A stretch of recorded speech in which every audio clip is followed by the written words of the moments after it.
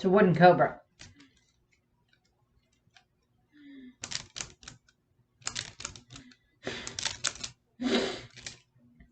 I've had this thing for about 15 years, if not longer than that. No, I do not remember where I got it.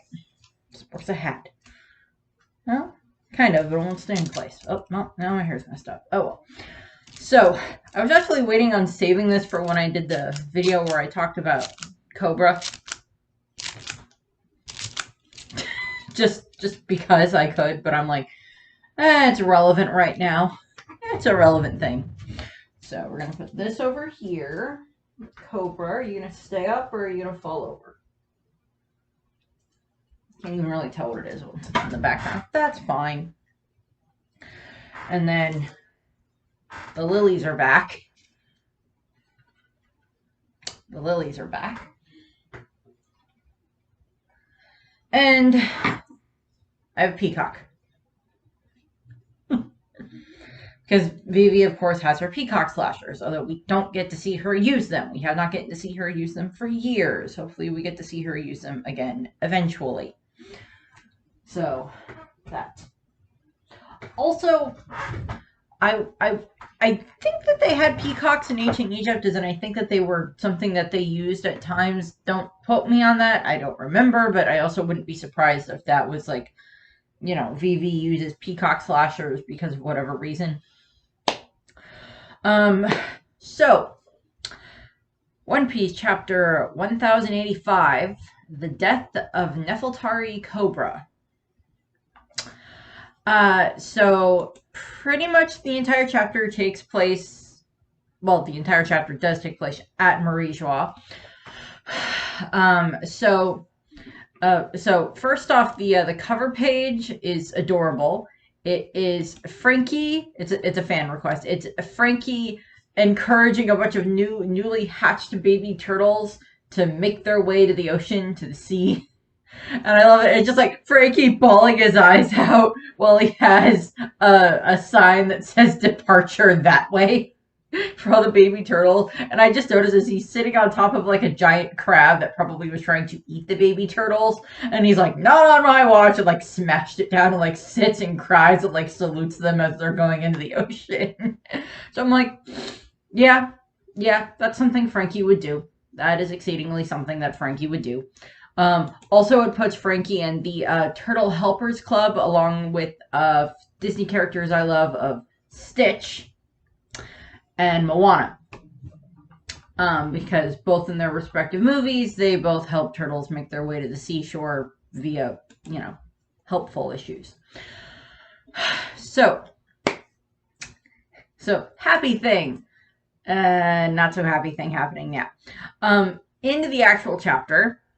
You know, we see Cobra's reaction to seeing Emu, and this, you know, no one ever is supposed to sit on that chair. You know, just like, oh no, that's not good type of a thing. And like Cobra just has like a coughing attack because he's, you know, oh, that's not good. You know, no individual should ever sit on that chair, should have that type of power, that control of the world.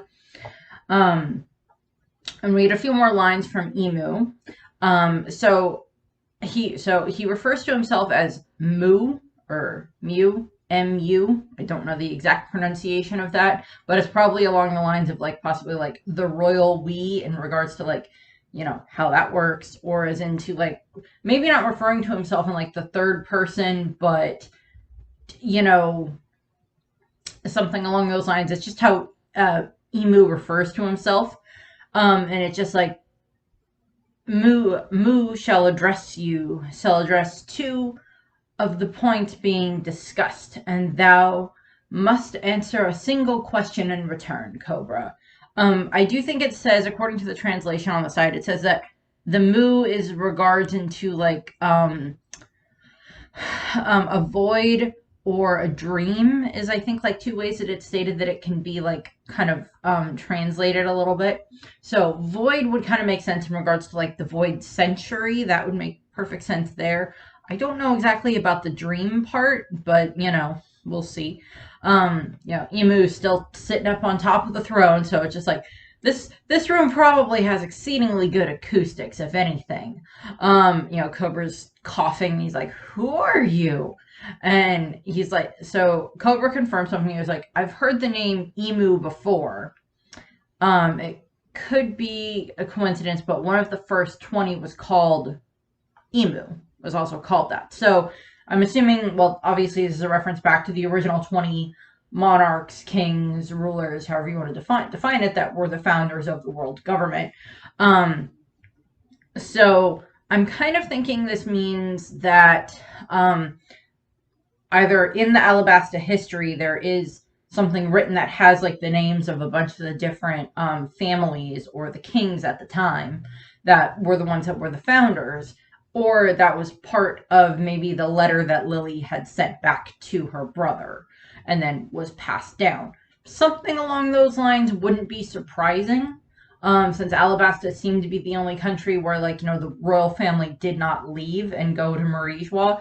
Them having a bunch of lists of maybe who the different previous rulers had been of the other countries, like they knew about the Doflamingo or the Don Quixote family, and they knew about some of the other ones that, maybe they're like, well, we have a list, but most of the other countries don't know that we have this list. So, and I highly doubt her brother wouldn't have known some of this information anyway. Like, he probably would have been aware of stuff. So that wouldn't have been surprising in my opinion. So that stuff being written down in Alabasta isn't all that surprising. The fact that Emu's name was one of the 20 and that was one of the ones that Cobra remembers is a little bit, okay, well, we'll see what happens here. So, we have Imu talking again, unless before this is revealed, and unless they get to this scene first in the anime before they reveal Imu's gender. Considering how much Imu is talking here, they're either going to have to know, Cobra or Oda is going to have told them whether or not Imu is male or female to at least know how to, have the person speak, or at the very least have it that they have a voice that can be gender neutral, that can be gender neutral. So considering how much Eam talks, monologues, the villain is monologuing. Mr. Bond, have you escaped yet? Villain is monologuing. So we'll see how that kind of aligns with everything when we get to this stuff in the anime. So we have Emu talking these, like, such a curiosity tethers on imperitance. It will not be dignified with an answer. It's just like, I'm not going to answer that. Go away. It's like, I'm not answering that. How do you know that? However, those initial queries shall be addressed. D is the moniker of our ancient enemy. So that ties back to what we already thought, that there was, like, the D's were connected to the ancient kingdom. That is not surprising to anybody that has been reading One Piece for a decent amount of time. Whether or not Joy Boy necessarily himself was, like, the D, was, like, the beginning of the will of D, or, like, the progenitor of that, or, like, something along those lines, we're not sure yet. But also, we'll just, that's an interesting way of putting it. It's just like, yeah, we kind of knew that because the enemy, the D's are the enemies of God. We've kind of thought of that for quite a while at this point in time. In recent times, it has cropped up more frequently. However, it is nothing but a faint echo. Those who carry the name do not even know of its true meaning now. And yet, so that's obviously references to the Will of D, the Monkey D family, Edward, that, Teach, all of that for Blackbeard, Law, although I don't think, it's not public knowledge that D is part of his name, although the world government knowing that wouldn't be all that surprising if they did know. Rouge, Roger, all of that. Like, them having the Will of D is not, it's like, they're like, oh, this name again. Okay, well, change his name to Gold Roger. It's fine. It doesn't matter. No one will notice. We'll just say it was a typing error on the other posters. It's fine. So there's that. That's a reference there. And the fact that they have no idea of the meaning of it. Again, Dragon might have an idea at this point in time. Garp might know just because like Garp has been working for the government for a long time. Sengoku possibly knows. So there's always that. You know. However, this irritation only endures to Queen Lily's grave blunder 800 years ago. Cobra. Blunder? Back to Emu. The same can be said for those irksome scholars investigating the so-called void century. So that is probably like mainly a reference back to Ohara in regards to everything that we know about like the scholars there. So that's a reference to other things that are going on in the arc right now with like Robin on Egghead, with learning about the fact that Saul survived along with a bunch of the books and everything. So there's that, and the connection that both Dragon and Vegapunk have to Ohara. So that's just like tie-in references to that. So that makes perfect sense. Also, you know, for 800 years, there had to have been other scholars that tried researching the Void Century. And, you know, the fact that the people on Ohara, that the archaeologists on Ohara were able to decipher the poneglyph in the first place and be able to read it meant that there were probably other people that had done it before and told them about it. That information was passed down generation to generation. Kind of like in the Kozuki clan, where like, yeah, they're able to read the poneglyphs because that's just something that's been passed down from, you know, king to heir, king to heir, king to heir for the past, you know, 800 years at that point in time. So that's just a reference there. Back, without that blunder, there would be no pirates chasing the poneglyphs in pursuit of treasure either, if it were not for Lily's incompetence. Those vexing relics would never have been scattered all over the world. So at least we're getting... Emu seems angry. Emu seems angry. So that gives us a bit of a course on like, oh, this is what they think of the poneglyphs. They find them infuriating and irksome. I love the name. I love that irksome. I'm like, okay, vexing, irksome, infuriating. Very good version. Very good words there. Very good job, Ian. Did your word of the calendar, you know, word for a day calendar come up and give you some really good words today that you really decided you were going to use to intimidate an old man in a wheelchair? You know, so there's that. Again, this is references to the poneglyphs, the fact that, you know, Eam is basically saying, you know, Lily is the reason that all of those poneglyphs were out there. So,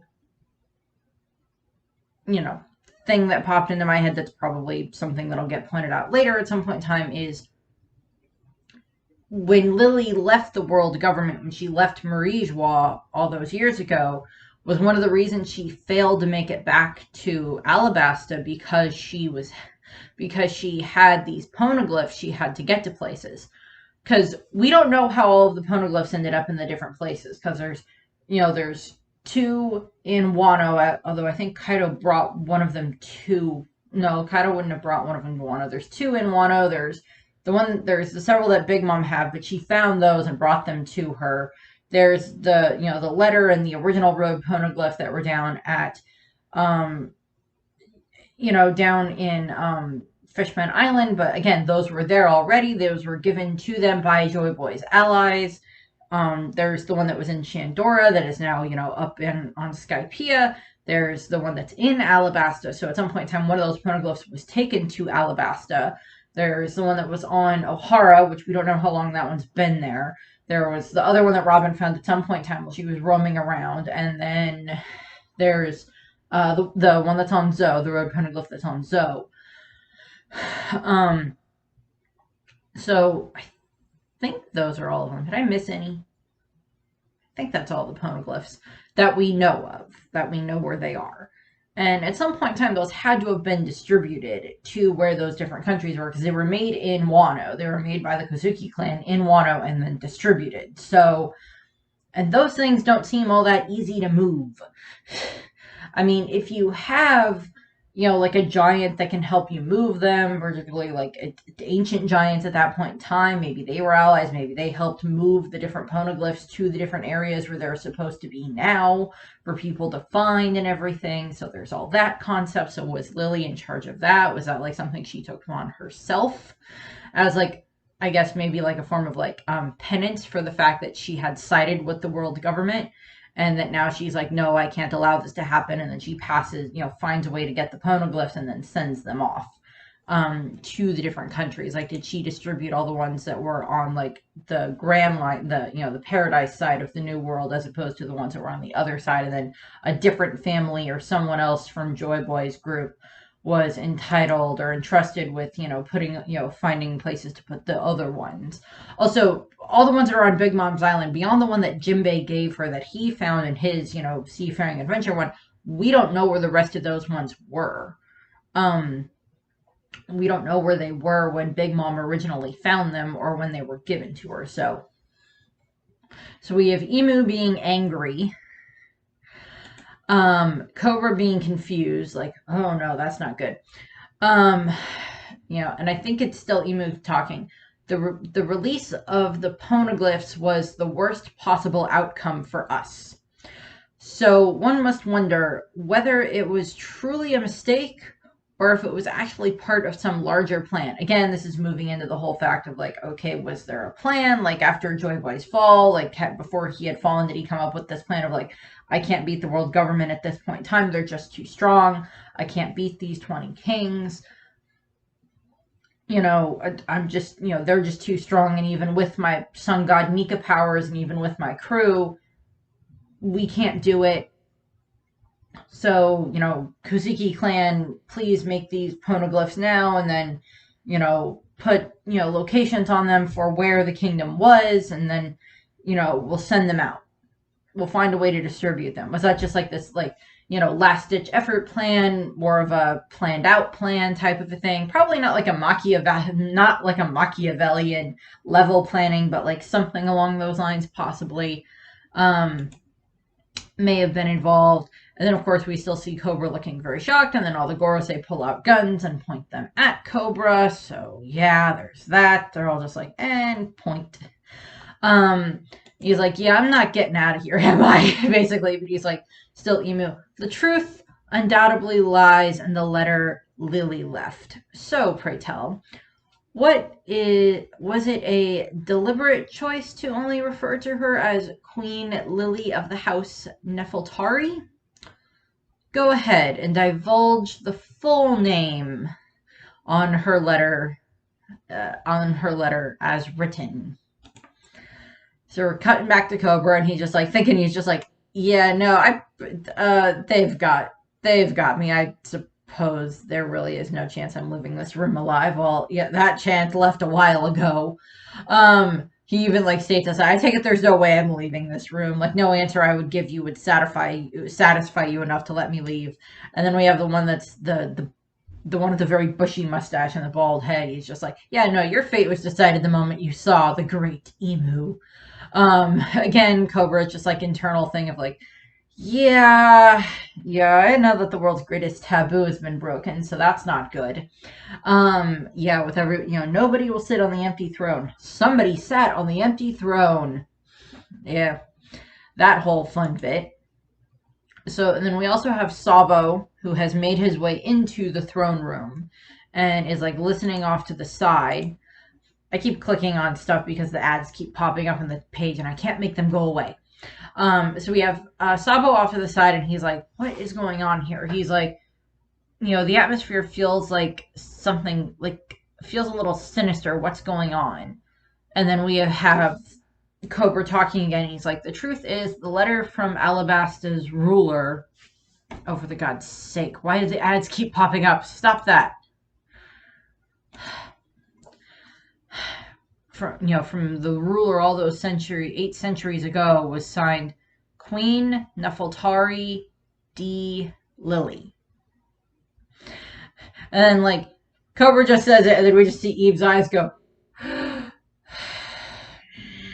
like, glare, D, and then out pops whatever weird shadow arrow thing out of Eam, or from somewhere, one of the Gorosei possibly just like shows up and stabs Cobra. So, okay, Cobra, you've had to deal with Crocodile in the past. Just seems a little bit worse in this case. And then Sabo comes in and uses Fire Fist, Smothered Mate, which initially I'm like, okay, and then it has the description of what that means. So this is a reference to a chess move where you use your knight to attack your enemy's king while it is surrounded by it's surrounded by a bunch of its other pieces. So probably like maybe some pawns or maybe, a bishop or a rook in there, possibly the queen depending on certain circumstances. But it's where you use the knight to checkmate the king, but because it's trapped so it can't move anywhere, and you happen to get your knight into a position where like it can't get attacked by the other pieces, but its next move would, attack the king. So that's what that is referencing. So this is, hey, good move on Sabo's part or whatever. I'm pretty sure Sabo's played chess at some point in time.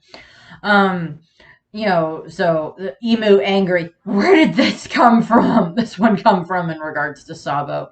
Sabo, and we get the image where we have what would have been like the image of like Sabo standing over Cobra, though it's from a different angle, and it looks more like he's like adjusting his hat and like he's like, after all, there was no way I could have known that hell was located here at the top of the world, the very top of the world. And oh, come on, he says something else. Go away, you stupid ad. I was hoping to be able to take you all out in one move, as in like he was planning on attacking all of the Gorosei at the same time. Decent concept. We see all of the Gorosei seem to have taken on new forms. One of them looks like a bird. One of them has like weird horns. That kind of looks a little bit like Onigashima a little bit, and the other ones are just kind of more like weird blobby figures. So many people are like, okay, they're all Zoans. This is going to be fun. I wouldn't be surprised if at least one of them is a Zoan. That would not surprise me in the slightest.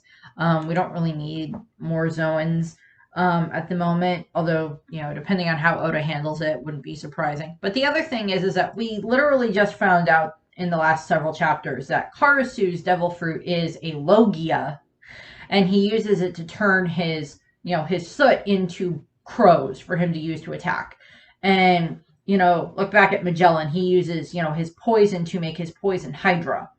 And, Galdino uses his wax to make a bunch of different shapes. We saw, so there's other precedents for both Logia and Paramecia users that can produce a substance or turn into a substance, being able to use those substances to create different shapes and different things like that. We've seen the different admirals use this technique where they, with Aokiji and his, blue pheasant, with, this pheasant peck, with Kainu, with his, magma dogs, so these guys, probably one of them being a Zoan would not be a surprise, but some of the other ones being not a Zoan, but like a Logia or a Paramecia, and making it into these different more threatening or strange looking shapes to throw off your opponent is perfectly understandable. And of course, the silhouettes, we can't tell who is who, so there's not really much able to speculation on like who turned into what. Depending on stuff, when this gets to the anime, there might be a possibility where they're like, oh, if certain things have been revealed a little bit later in the manga, then there might be a thing where it's like, oh, well, this one was actually this one, and this one was actually this one, and we might get like hints of that a little bit when they like change in the anime the first time around, but we'll still have to wait and see. It depends on, where the manga is at that point in time. So then we also see a snail on the wall take a click shot, and that's like the angle that would have been like what we see in the newspaper. And we have Cobra going, you're Luffy-kun's brother, aren't you? And Sabo is like, Sabo like doesn't say anything, but Cobra's like, you're with the Revolutionary Army, aren't you? And you still stepped in to save me. Which I can understand why Cobra would be a little bit, like, okay, he's probably not necessarily here to save me, but he tried to save me, even though he's part of the Revolutionary Army, but he's Luffy's brother. So, different connections there. And Sabo's like, our cause is more concerned with the monsters that sit at the top, sit above the kings and queens of the world. Do you know Luffy somehow? And Cobra's like, yeah, he stepped in to save me too, which is, full reference back to Alabasta.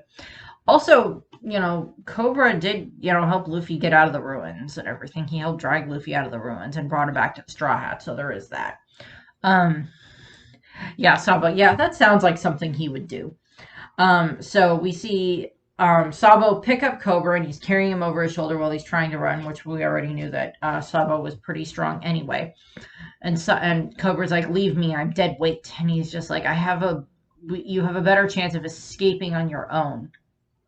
And Sabo's like, that's not gonna happen. It's like, Sabo's probably like, okay, the world government just tried to kill him, and he just told them very interesting information that now I kind of want to know about.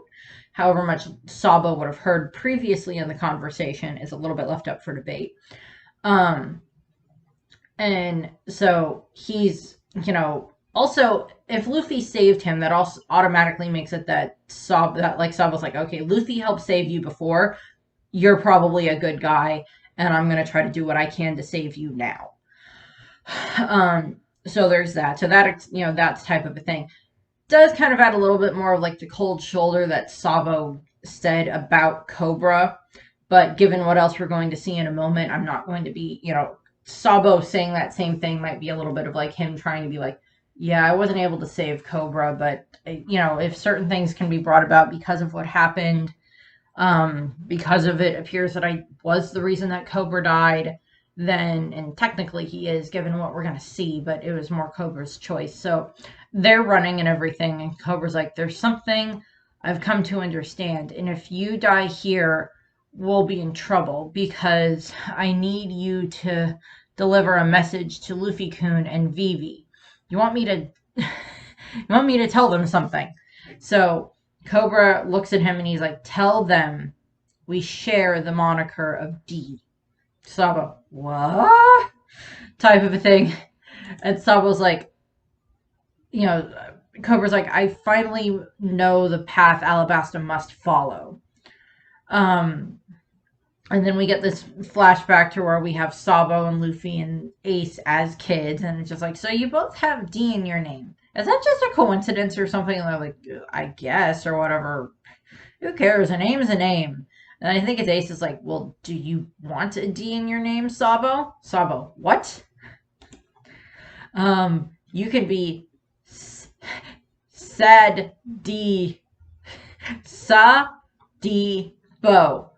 Why do you put it there? They're just, like teasing each other and everything. So, slight moment of levity. Next panel. Weird shadow arrow is back again, and it stabs through both of them, both Cobra and Sabo.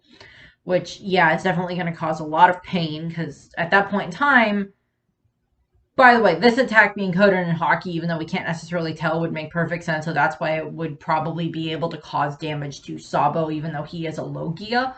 Also, Sabo is carrying Cobra at that point in time, and if he turns into fire, he's going to burn Cobra, so that's not something that he wants to do. So both Cobra and Sabo get hurt.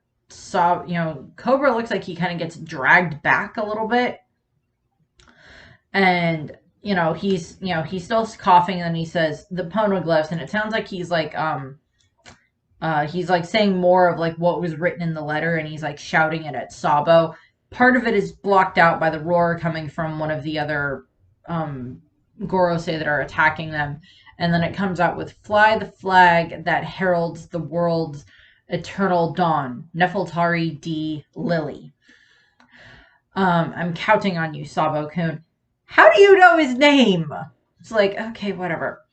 And then Sabo's shouting King Cobra, because he's, he's actually like probably concerned about the fact that what just happened.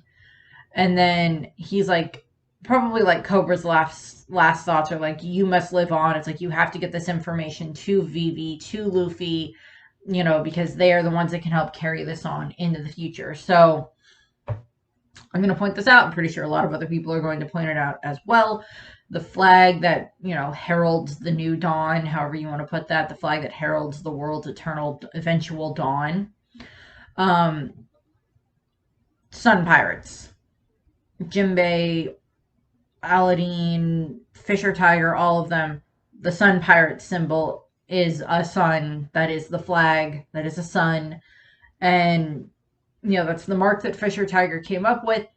There's the sun god Nika that gets brought into that, now that we know more about that and everything. And that is what Luffy is, or that's what his devil fruit is. It's the sun god Nika one. So, the flag being a representation of that is not surprising. This representation of like the sun, that like that mark, that reference of the sun has been like passed down, for the slaves that got turned into this legend about, sun god Nika, and that's been passed down more. And then there's a bunch of other ones and stuff like that like Fisher Tiger may have heard about that, and he took that and he made that his symbol and made that into the sun pirate symbol and everything to blot out the mark of the celestial dragons and everything. So there's that whole thing. And then we hear one of the Gorosei just like, who's there? And we look over and we look around the wall, and there's like a little tiny hole in the wall, and we look through and it's Wapol, and he's like, oh god, he's dead. Cobra's dead. Cobra the Senile has gone and gotten himself killed. I never liked him, but how could I celebrate after I witnessed something so terrifying? Just like, I'm actually kind of glad earlier this week I got to talk about Wapol, just because it's like, I've got all this information in my head about Wapol right now, and just like, yeah, no, he's an entire coward. Although, admittedly, I would probably be running away from this situation too if I saw it happen. And if I was found out, I would probably be running away as well. So I can't necessarily blame Wapol for that. But he's just like, oh god, I can't do this. I found the skeleton that's in the world's government's closet, their biggest skeleton, and I don't know what to do. I don't know what to do. I don't want to die. They're gonna kill me. And he's just like running away in like terrifying screams and crying and everything, which I hope they draw out slightly more in the anime when they get to it. We cut back to the Grand Round Table in the council chambers. This is where they keep having the rivalry meeting, or we've seen all the 50 kings and everything around the table before. And they're getting an update that it's just like, oh, it seems that King Cobra and King Wapol are not present.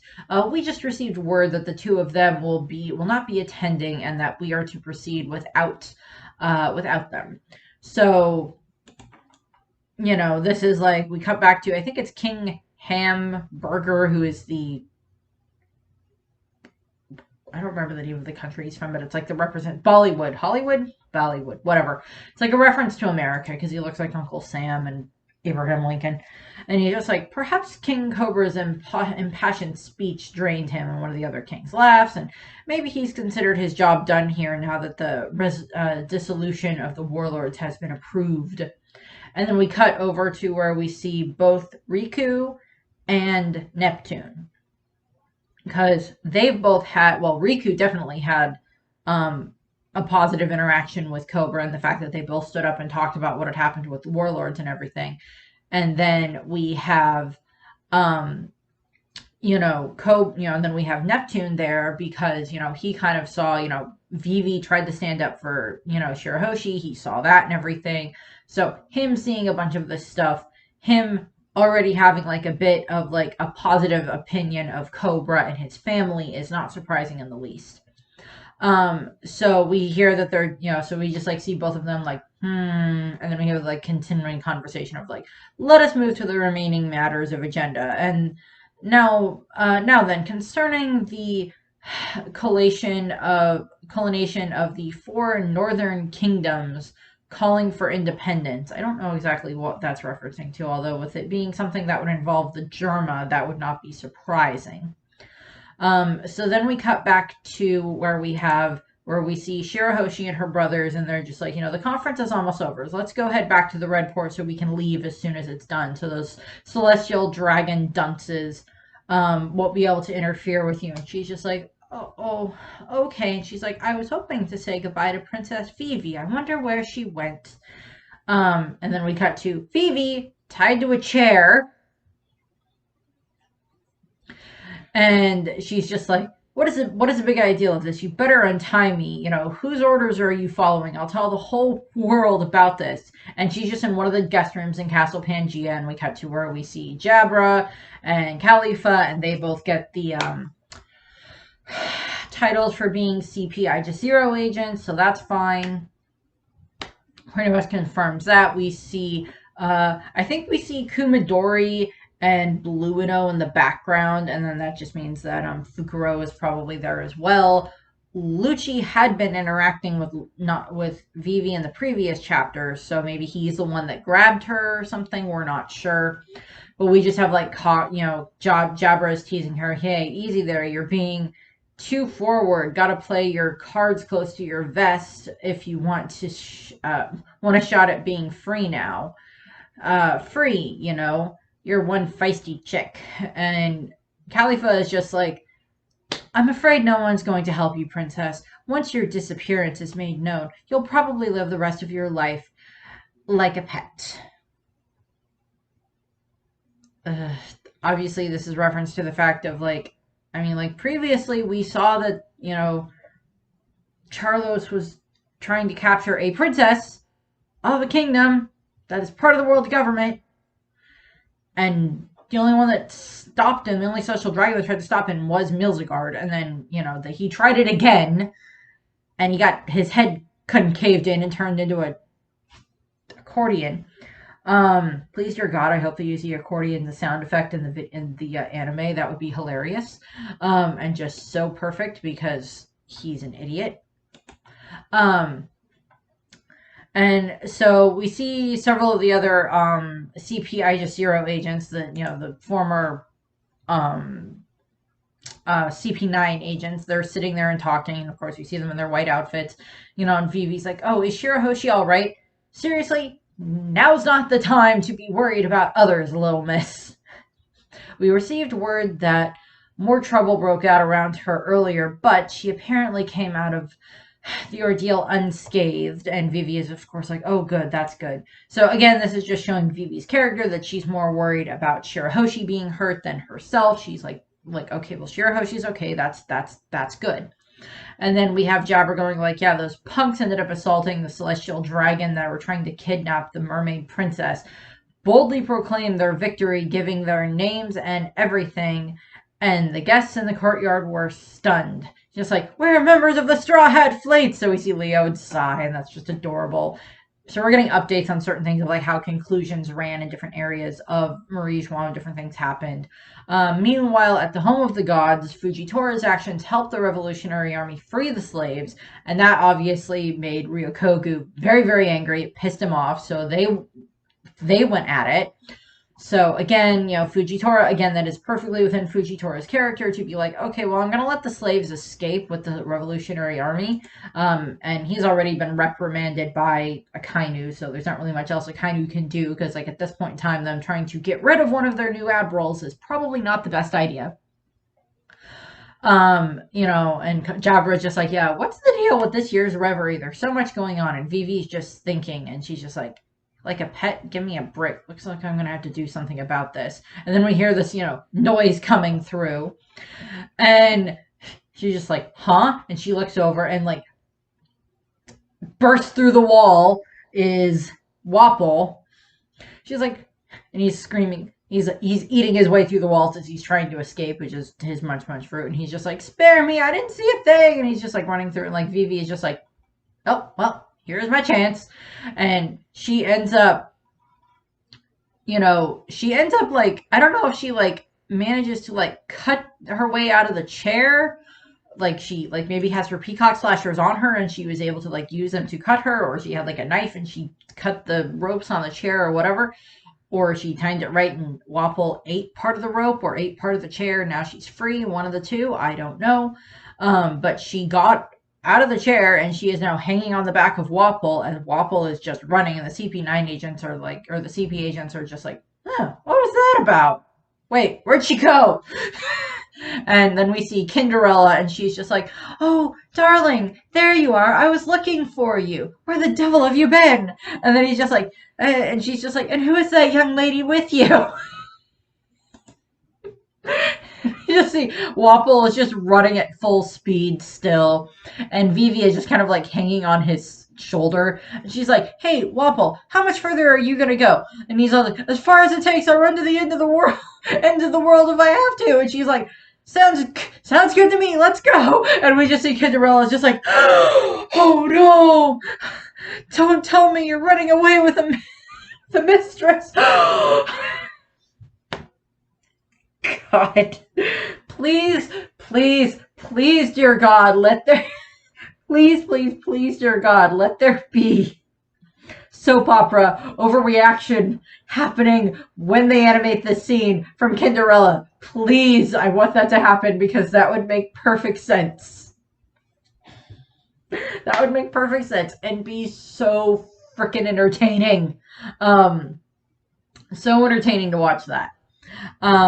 Also, like, Cinderella probably doesn't know entirely about like all the everything that happened between Vivi and Wapol and what happened with the Straw Hats and everything. Or maybe she does. Maybe that's something that Wapol like talked to her about at some point in time. They've been married for like 2 years or something like that. So maybe that is something she knows about, but I have no idea.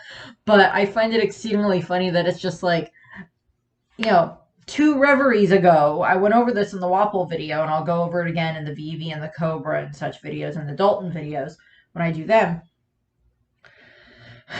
2 reveries ago, Wapol slapped Vivi when she was a child, when she was like, 10 years old or whatever. And now this is, 8 years later, and he's kind of her ticket to get away, which I don't know, the next chapter might be finishing up this bit of a flashback, or like it's a little bit more the next chapter and a half might be finishing up this flashback. And then from there, we'll be able to see, probably cut back to Egghead. So we'll have to see how that goes. Vivi, we know that Vivi and Wapol escape because they end up with Morgans. But we don't know exactly how else that's going to happen. They mentioned previously when we've gotten some more information from the Marines, it's like, oh, well, the Alabasta ship is still here. They haven't left the Red Port yet. And then Shirahoshi is just like, oh, yeah, what happened to Vivi? So we'll have to see exactly kind of how that plays out. We'll have to see, like, do they just, like, run into Morgans? Why was the snail there? Did Morgans put the snail there and that's how he got the picture? What happened? We'll find out more. I'm hoping we might get like an update on like Morgans in the next chapter or two. And depending on stuff, and then we'll probably be cutting back to Egghead. Although I am perfectly fine with more world building and history information. I'm fine with that. So yes, please let there be soap opera background overreaction type things going on here with Cinderella, because that just would be so funny. So funny. So there's no break next week, but I did want to point out one thing that I am going to be doing for some of the stuff for Lily. So Queen of Alabasta, Nefeltari D. Lily. So I play a mobile game that is called Disney Mirrorverse. I've mentioned it before. It's lots of different Disney characters and Pixar characters and some live action characters, including several characters from Pirates of the Caribbean, because you have Jack Sparrow, and then they also have Elizabeth Swann in there at the moment as a new character that you can play. And a bunch of, it's like a bunch of different redesigns of a bunch of different Disney characters and stuff like that. Like I mentioned before that like Snow White has a battle axe and a bunch of other stuff. Ariel has like a Triton that she has that is pretty cool, and Triton is in there and everything. And one of the ones that they have is the design of Princess Jasmine, who I really like. And I've always kind of like Jasmine and Vivi also kind of like seem like they would probably get along rather well, in all honesty, because there's multiple times throughout the course of the Aladdin movies plus the Aladdin the animated series that they had that Jasmine is willing to do whatever it takes to protect not just her father but also her kingdom and Aladdin and her friends and everything like that. So until we get a little bit more of a design of what Lily looked like, I am intending to be using the Disney Mirrorverse image of Jasmine. By the way, her weapon are kind of like the Wolverine style claws, where she has like these little throwing claws that she holds within her hands, and then she can throw them. So I'm just like, hey, Vivi has her peacock slashers that she uses, so that kind of works there. I like that idea. So I'm just going to be using her from now on, and still at this point in time, I do intend on doing a video where I talk about Lily when I get to those, when I talk about the Alabasta rulers. Part of the video will be going over the facts that we are aware of, as in facts we were given in the last 2 chapters and in this one and stuff like that, and additional factual information that we know about Lily so far, that is stuff from the manga. And then like probably the other part of the video will be going through and like kind of talking about some of the different theories that are involved right now with Lily and the Ancient Kingdom and Eam and stuff like that. So, and the founding of the world government and everything. So yeah, in regards to like the way that Sabo, like we've seen Sabo's kind of like general reaction later on when he was talking to Dragon and Ivankov over his opinion of the fact that like Cobra died. Sabo tried to protect Cobra, and then Cobra is the one that like gave him this information and like shoved him and made him go and stuff. So Sabo has this information, and the fact that, you know, I've mentioned before that, you know, we know that Robin spent a good chunk of the 2 years around Sabo and Koala and Hack. With the Revolutionary Army, she probably met Dragon. My thought is that at some point in time, Robin probably told Sabo and the others about like Luffy's adventures as far as Robin's aware, in regards to like, you know, what happened in Alabasta and stuff like that. So that way Sabo can hear about some of the things that have been going on with his brother beyond, you know, what he's read in the newspaper and stuff like that. Because at the time, he didn't know that that was what he was reading about. He didn't know he was reading about his brother. So there's probably, you know, he may have learned some stuff about that. He may have learned that like, oh, Luffy helped save Alabasta. And then now at this point in time, he's like, okay, well, this is the king of Alabasta and Luffy helped save him. And now he's told me that there is this connection between them and the D clan with, you know, Luffy and Ace both had that initial and stuff. So, you know, we'll see how that kind of works out in the end. So Sabo, I'm still expecting there to be a confrontation between Vivi and Sabo at this point in time, because she would still be under the impression that Sabo may have actually been the one to kill her father. But then, you know, if Sabo is able to explain to her what happened, or if Wapol explains to Vivi what he saw, more out of like, she kind of like just intimidates him out of it because she can do that. Because Vivi is not scared of Wapol anymore. She wasn't scared of him as a child. So we'll kind of see how that goes. But that's what I have here. I thank you for watching. I hope you enjoyed the video, and I hope you have a nice rest of your day. Bye.